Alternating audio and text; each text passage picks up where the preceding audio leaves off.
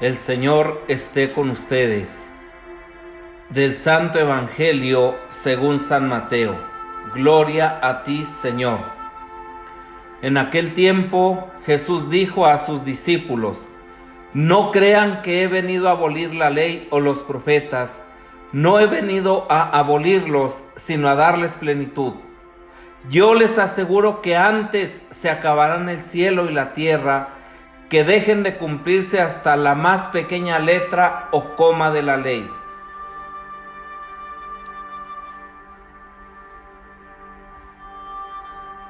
Por lo tanto, el que quebrante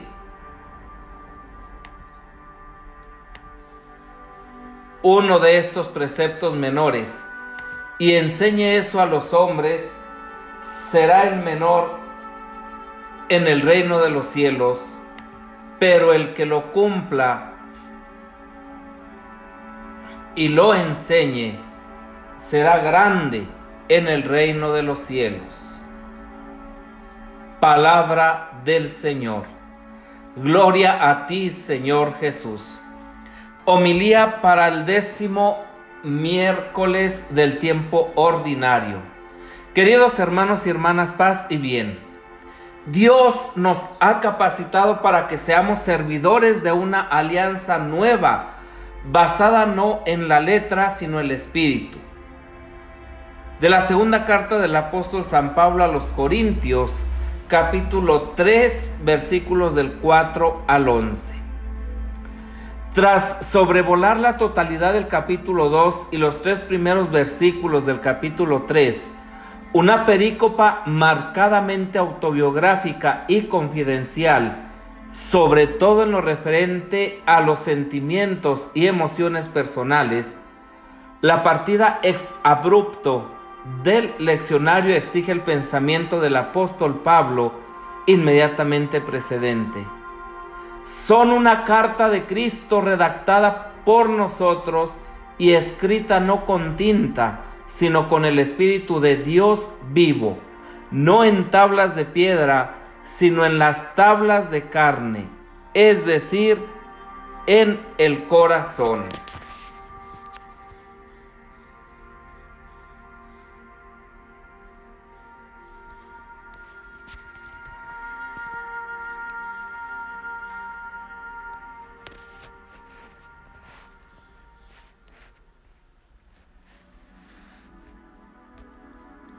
Semejante conexión ilumina la naturaleza de la confianza que tiene Pablo, que permanecería incierta en la incertidumbre del adjetivo esta, que abre el pasaje de hoy. Se trata de una confianza compuesta, entremezclada, confianza en sí mismo en cuanto servidor del Evangelio, confianza en los hermanos de la comunidad de Corinto, más dúctiles y disponibles para recibir los mensajes, pese a las incomprensiones transitorias que un pergamino con tinta y con un corazón palpitante y sensible. Confianza en el Dios vivo, en Cristo, en el Espíritu. En este punto, abandona Pablo por ahora la esperanza y la insistencia en volver a abrir heridas y emprende un vuelo alto por ahora, exteriorizando la convencida y ventajosa comparación entre la alianza antigua, la de la letra que mata, y la alianza nueva, la del Espíritu que da vida. Pero no desmiente el orgullo que le proporciona su identidad. Es consciente de sus propias capacidades y de la relevancia de su personalidad, de ministro apto. Con todo, reconoce que esa individualidad ha sido plasmada por Dios. Semejante consideración de sí mismo, junto con la admisión de una evolución personal, recuerda el paso del monolitismo perentorio conquistado con mucha escuela y un enorme celo por aquel que fue Saulo, al realismo humilde de aquel en que se ha transformado Pablo. Él mismo confiesa de manera repetida su paso o conversión, recurriendo a las fuentes autobiográficas, además de otros recuerdos. Queda iluminada la identidad del Dios nombrado en el verso 5, del que procede la capacidad del apóstol. Dios es el Padre que le llamó con su gracia y le reveló a su Hijo. Dios es Jesús, el Señor, que le deslumbra, le fascina, le enamora, le envía como testigo. Dios es el Espíritu Santo, que también le reserva para sí, en vistas a su obra de apostolado. Pablo activa la capacidad que le ha sido dada dedicándose enteramente al apostolado de la nueva alianza,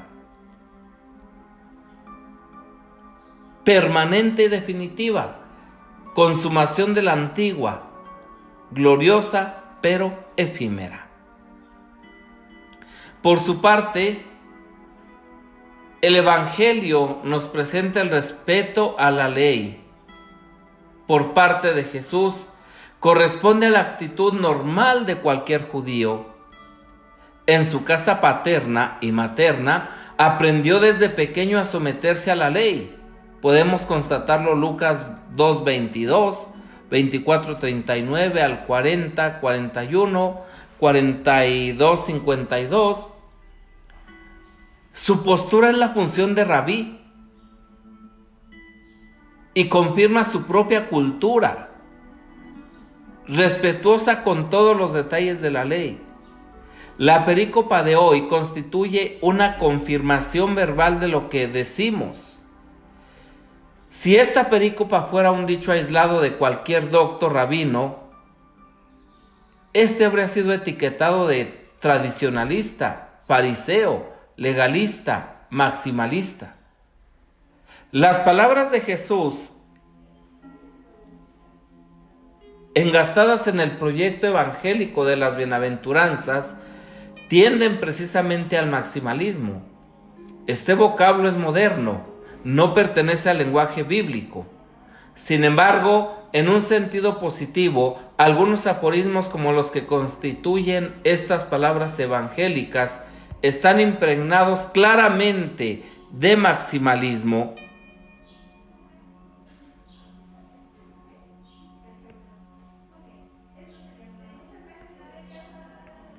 El género literario de la contraposición entre lo mínimo y lo grande, y la evidente preferencia por lo grande, no deja dudas sobre la filonomía, amor a la ley, por parte de Jesús, que se manifiesta aquí como un verdadero maximalista. En efecto, Jesús no teorizó nunca sobre la desobediencia a la ley. Nunca instigó a la transgresión de la ley. Personalmente, nunca fue cogido contraviniendo lo más mínimo los preceptos de la Torá, a diferencia de sus discípulos, acusados de no lavarse las manos, tal como mandaba la ley, según Mateo 15:2, o cogiendo espigas y comiendo sus granos en el día inviolable del sábado. A decir verdad, se alegaron contra Jesús acusaciones de subversión y sublevación, por otra parte genéricas y en absoluto detalladas. Lucas 23, 2 y 14. Fue descalificado también como alguien que no observaba el sábado y que por consiguiente no podía venir de Dios. Podemos ver Juan 5:16 al 18 o 9:16. Por los que hicieron esas cosas, pero los que hicieron esas cosas no sabían que el Hijo del Hombre es Señor del sábado. No querían admitir que no es el hombre el que ha sido hecho para el sábado, sino el sábado para el hombre. No existe contradicción entre las palabras y los hechos de Jesús. La posición innovadora de Jesús en relación con la ley es su consumación. El texto griego del verso 17, traducción más antigua, utiliza la forma verbal plerosai, en latín ad impler, que transmite un proyecto de plenitud, de maximalismo precisamente. La consumación de la ley con la convicción y con el estilo de Jesús es el empleo de esta dentro de los límites de una libertad madura para el servicio de la persona humana, para la consumación de un proyecto de vida, en vistas a la realización de nuestra propia persona y de una comunidad social. El apóstol Pablo, por lo tanto, afirma de una manera decidida: la letra mata, mientras que el espíritu da vida. El rabí Jesús afirma de un modo resuelto: no piensen que he venido a abolir las enseñanzas de la ley y los profetas. No he venido a abolirlas, sino a llevarlas hasta sus últimas consecuencias. Mateo 5:17. La contradicción verbal entre ambas posiciones magisteriales es evidente. La convergencia entre ambos se sitúa en la superación de la dicotomía formal, más allá de la superficie lexical, en la profundidad esencial del Evangelio del que primero Jesús y después Pablo son pregoneros. La esencia del Evangelio es la buena noticia o noticia de lo bueno. Ambas expresiones, concisas según el estilo rabínico, contienen un elemento positivo. Lo bueno que hemos de salvaguardar como viático sustancial y como esencial del proyecto existencial. La buena noticia de Jesús es esta: yo voy a llevar hasta sus últimas consecuencias a su consumación. La buena noticia de Pablo es esta: el Espíritu da vida.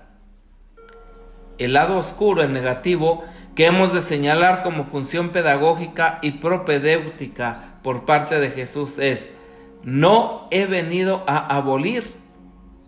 Y por parte de Pablo, la letra mata.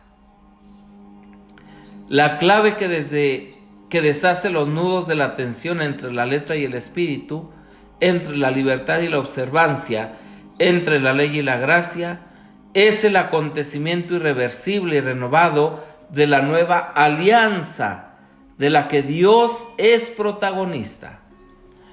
Pablo cuenta con una experiencia personal de la vitalidad y la plenitud del Espíritu.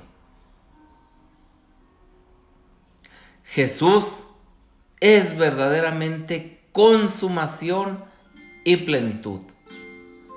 En la plenitud del tiempo y nacido bajo la ley, fue enviado por el Padre para rescatar a los que estaban sometidos a la ley y concederles la filiación.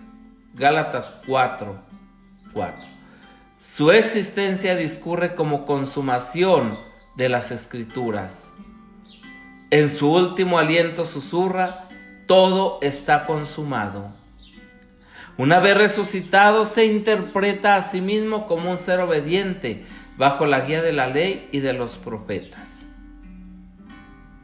Estas paráfrasis del axioma de Pablo podría resultar agradable a la mentalidad de hoy. Si te quedas en la superficie de la letra, corres el riesgo de bloquear la vitalidad del espíritu y por consiguiente remitido a la profundidad de la creatividad espiritual. Y lo mismo cabe decir del axioma de Jesús: ve siempre más allá, madurando en la libertad de quien, en obediencia y con su testimonio, sirve al reino de los cielos. Paz y bien.